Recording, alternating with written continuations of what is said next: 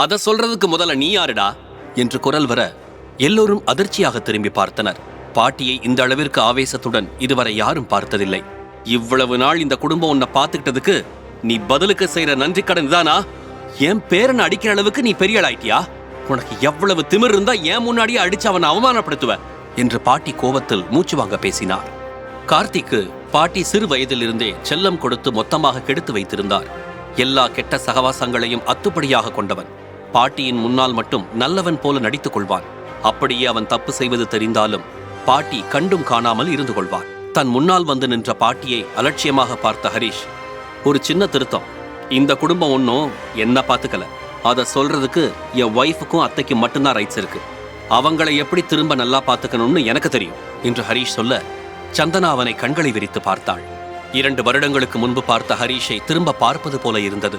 கையில 10 பைசா இல்லைனாலும் உன் திமிருக்கு கொஞ்சம் கூட குறைச்சல் இல்ல. எதுக்காக இந்த வீட்டுக்கு வந்த கெஸ்ட் அடிக்க போன? அதுக்கு முதல்ல பதில் சொல்லு என்று பாட்டி கோபம் குறையாமல் கேட்டார். பின்ன என் ஒய்ஃபு கிட்ட ஏன் முன்னாடியே ஒருத்தன் டிவோர்ஸ் பண்ணிட்டு வான்னு சொல்லுவான், அதை பார்த்துட்டு நான் சும்மா இருக்கணுமா? ஆமா, எல்லாரும் திருப்பி திருப்பி எனக்கு என்ன தகுதி இருக்குன்னு கேக்குறீங்க. உண்மையிலே எனக்கு என்ன தகுதி இருக்குன்னு சொன்னா நீங்க எல்லாம் தாங்க மாட்டீங்க என்று சொன்ன ஹரீஷின் குரலில் ஒரு அடிபட்ட புலியின் ஆக்ரோஷம் தெரிந்தது. இதுவரை எதிர்த்து பேச துணியாத பாட்டியையே நிற்க வைத்து கேள்வி கேட்ட ஹரீஷை எல்லோரும் 8வது அதிசயம் போல பார்த்து கொண்டிருந்தனர். என்ன, ஒரே நைட்ல கூரையை பொத்துக்கிட்டு கொட்டி இந்த தமிழ்நாட்டிலே பெரிய கோடீஸ்வரன் ஆயிட்டியா என்று நக்கலுடன் கேட்டார் பாட்டி. அதற்குள் கொஞ்சம் நிதானத்திற்கு வந்திருந்த ஹரீஷ், இவங்க கிட்ட அதுவும் இந்த சிச்சுவேஷன்ல உண்மையை சொல்லவே கூடாது. என்னோட சாம்ராஜ்யத்தை இன்னும் பெருசாக்கி ஒரு கிங் மேக்கரா இவங்க முன்னாடி வந்து நின்று அன்னைக்கு என் தகுதியை பத்தி பேசிக்கிறேன் என்று நினைத்தவன் பேச்சை மாற்றினான். நான் கேட்டதுல என்ன தப்பு? இந்த கார்த்திக் எவ்வளவு தப்பு பண்ணாலும் உங்க செல்ல பேரன்னு மன்னிச்சு ஏத்துக்கிறீங்க. அதே என்னோட ஒய்ஃபையும் அத்தையும் பார்த்தாலே உங்களுக்கு ஒரு இலக்காரம் தானே. ஒரு குடும்பத்தோட பெரியவங்களா இருக்கிறவங்க கையில இருக்கிற தராசு ஒரு பக்கம் சாயாம எப்பவும் பார்த்துக்கணும். இப்படி ஃபேமிலியில் இருக்கிற ஒருத்தனுக்கு மட்டும் எல்லா விஷயத்திலையும் ஃபர்ஸ்ட் ப்ரையாரிட்டி கொடுக்க கூடாது. எல்லாத்தையும் சமமா நடத்தணும். அவன் சொல்வது அத்தனையும் உண்மை என்றாலும் அதை ஏற்றுக்கொள்ள அவரின் ஈகோ இடம் கொடுக்கவில்லை. நிறுத்து ஹரீஷ் என்று திலகா முன்னால் வந்தார். பாட்டியின் முகத்தையே பார்த்து கொண்டிருந்தவர் இதற்கு மேல் ஹரீஷை பேசவிட்டால் தங்களுக்கு தான் ஆபத்து என்று பயந்தார். ஏஜே ஃபேமிலி என்ற அடையாளம் அவருக்கு அவசியமாக தேவைப்பட்டது. ஹரீஷின் பேச்சால் பாட்டி அவர்களை அந்த குடும்பத்தில் இருந்து ஒதுக்கி வைத்து விட்டால் அது எல்லா வகையிலும் அவர்களின் வாழ்க்கையை பாதிக்கும். நீ எங்களை நிம்மதியா வாழவிடக்கூடாதுன்னு முடிவு பண்ணிட்டியா? அவங்க எங்களை எப்படி நடத்தினா உனக்கு என்ன? நீ எதுக்கு இதெல்லாம் பேசிட்டு இருக்க? என்ன அத்தை, நான் உங்களுக்காகவும் சேர்த்துதான் பேசிட்டு இருக்கேன், அதை புரிஞ்சுக்கோங்க என்று ஹரீஷ் குரலை தனித்து கொண்டு சொன்னான். எனக்கு ஒன்னும் புரிய வேணாம். நீ முதல்ல இங்க இருந்து போனா போதும். இன்னும் கொஞ்ச நேரம் நீங்க இருந்தா நாங்க அதுக்கப்புறம் இந்த வீட்டு பக்கமே கூட வர முடியாது போல. அப்படியே என் பொண்ணு வாழ்க்கையில இருந்து போயிட்டா கூட ரொம்ப சந்தோஷம் என்று உணர்ச்சி வசப்பட்ட திலகா தன்னை மீறி கூறினார். திலகா சொன்னதை கேட்டதும் அம்மா என்று அதிர்ச்சியில் கத்தினாள் சந்தனா. திலகா, என்னதான் பண்ண சொல்ற சந்தனா? இவ்வளவு நாள் வீட்டுக்கு மட்டும் பாரமா இருந்தவன் இப்ப எங்க கொண்டு வந்து நிறுத்திருக்கான் பாரு. இவன் நம்ம வாழ்க்கையில இருந்து போனாவே நம்ம நிம்மதியா இருப்போம்னு தோணுது. என்ன சொன்னீங்க? நான் உங்க லைஃப்ல இருந்து போனா நிம்மதியா இருப்பீங்களா? சரி, உங்க ஆசை அதுதான்னா நீங்களே வான்னு சொல்ற வரைக்கும் உங்க வீட்டு பக்கமே வரமாட்டேன். இப்ப சொல்றேன் கேட்டுக்குங்க. இனி எனக்கும் இந்த குடும்பத்துக்கும் எந்த சம்பந்தமும் இல்ல. அப்படி நான் திரும்ப வரணும்னா இவங்க 2 பேரும் என்கிட்ட மன்னிப்பு கேட்டாதான் நடக்கும் என்று பாட்டியையும் கார்த்தியையும் கை காட்டி கூறினான். என்னது, நாங்க உங்ககிட்ட மன்னிப்பு கேட்கணுமா? அது இந்த ஜென்மத்துல நடக்காதுடா. என்னையவே அடிச்சுட்டு ஈஸியா இந்த இடத்தை விட்டு போயிடலான்னு பாக்குறியா என்றபடி போனை எடுத்து யாருக்கும் கால் செய்தான் கார்த்திக். உனக்கெல்லாம் பயந்து ஓடணும்னு எந்த அவசியமும் இல்ல. யார வேணாலும் வர சொல்லு, நான் இருந்து பதில் சொல்லிட்டே போறேன் என்று தெனாவட்டாக சொன்ன ஹரீஷ் அதே இடத்தில் நகராமல் நின்றான்.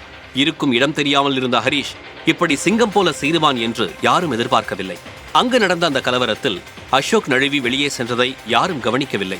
அசோக் அங்கு வந்ததன் நோக்கமே அனுராதா பாட்டியின் பவரை பயன்படுத்தி தனது இழந்த பிசினஸை மீட்டெடுக்க முடியுமா என்பதை பார்க்கத்தான். அதற்கு சந்தனாவை எப்படியாவது ஹரீஷிடமிருந்து பிரித்து தன் கைக்குள் கொண்டு வந்தால் ஏஜே குடும்பத்தில் ஒரு மெம்பராகி விடலாம் என்று நினைத்தான். இப்போது ஹரீஷ் வீட்டை விட்டு வெளியே போகிறான் என்று சொன்னதும் அசோக் சந்தோஷமடைந்தான். அதனால்தான் யார் கண்ணிலும் படாமல் அப்படியே நழுவிச் சென்றான். கார்த்திக்கை ஒரு புயல் போல பார்த்து கொண்டு நின்றிருந்த ஹரீஷிடம் வந்தாள் சந்தனா. ஏங்க நின்னுகிட்டு இருக்க ஹரீஷ்? அவன் தான் ஏதோ பண்ண போறான்னு தெரியுதுல்ல, முதல்ல இங்கிருந்து கிளம்பு. அவன் கையை பிடித்துக் கொண்டு கெஞ்சினாள். இல்ல பேபி, இப்ப நான் பயந்து ஓடிட்டேன்னா அது காலம் ஃபுல்லா உனக்கு ஒரு அவமானமா தான் இருக்கும். அந்த சான்ஸை நானே உருவாக்கி தரமாட்டேன். யார் வந்தாலும் ஒரு கை பார்த்துட்டு போறேன் என்று அவன் பிடிவாதமாக நிற்க அடுத்த சில நிமிடங்களில் அங்கு ஒரு பெரிய கூட்டம் நுழைகிறது. அதை பார்த்தவர்கள் இந்த ரவுடிகளின் கையால் ஹரிஷ் அடிவாங்கி சாகப் போகிறான் என்று நினைத்தனர். ஆனால் அவர்களுக்கு நடுவில் நின்றிருந்த ஹரிஷின் கண்களில் எந்த சலனமும் இல்லை. இவன்தான் நான் சொன்ன ஆளு, முதல்ல அடிச்சு கொல்லுங்க என்று கார்த்திக் சொல்ல வந்தவர்கள் ஹரிஷிடம் போகாமல் கார்த்திகை சுற்றி நின்றனர். என்னடா எல்லாரும் என்ன சுத்தி நிக்கிறீங்க? நான் சொன்னது காதல விழலையா? அந்த நாயத்தான் அடிச்சு கொல்ல சொன்னேன் என்று மீண்டும் அழுத்தமாக சொல்ல அந்த கூட்டத்தின் தலைவன் கார்த்திகை வெறுப்புடன் பார்த்து, அதெல்லாம் நல்லாவே எங்களுக்கு கேக்குது. என்ன கொழுப்பு இருந்தா அவர் போட்டோவை அனுப்பி எங்களை அடிக்க கூப்பிடுவ, அதுவும் எங்க முன்னாடியே அவரை நாயின்னு வேற சொல்றியா என்று கூறி கார்த்திகை நெருங்கி வர கார்த்திக் திணறலுடன் பின்னால் நகர்ந்தான். பாஸ், இன்னும் ஏன் நீங்க இங்கே நிக்கிறீங்க? நீங்க போங்க, நாங்க இவனை பாத்துக்கிறோம் என்று அந்த தலைவன் சொல்ல அங்கிருந்த அனைவரையும் அலட்சியமாக பார்த்த ஹரிஷ் சந்தனாவின் கைகளை தட்டி கொடுத்துவிட்டு அங்கிருந்து வெளியேறினான். என்ன நடக்குதுங்க? நான் தாண்டா உங்க பாஸ் என்று கார்த்திக் கத்த அந்த ரவுடிகள் திரும்பி கார்த்திக்கை வெறியுடன் பார்த்தனர்.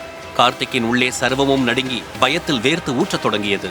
நீ கூப்பிட்ட உடனே ஓடி வந்தது அவரை அடிக்கிறதுக்கு நினைச்சியா என்றவர்கள் கார்த்திக்கை கண்ணு மண்ணு தெரியாமல் அடிக்க தொடங்க அங்கிருந்தவர்கள் நம்ப முடியாமல் சிலையென உறைந்து நின்றனர். ரவுடிகள் கூட தொட யோசிக்கும் அளவிற்கு இருக்கும் ஹரிஷ் யார் என்பது ஏஜே குடும்பத்திற்கு தெரிய வந்ததா? தெரிந்து கொள்ள இப்போதே பாக்கெட் FM-இல் கிங் தமிழ் கதையை கிளிக் செய்து அடுத்த எபிசோடை கேளுங்கள்.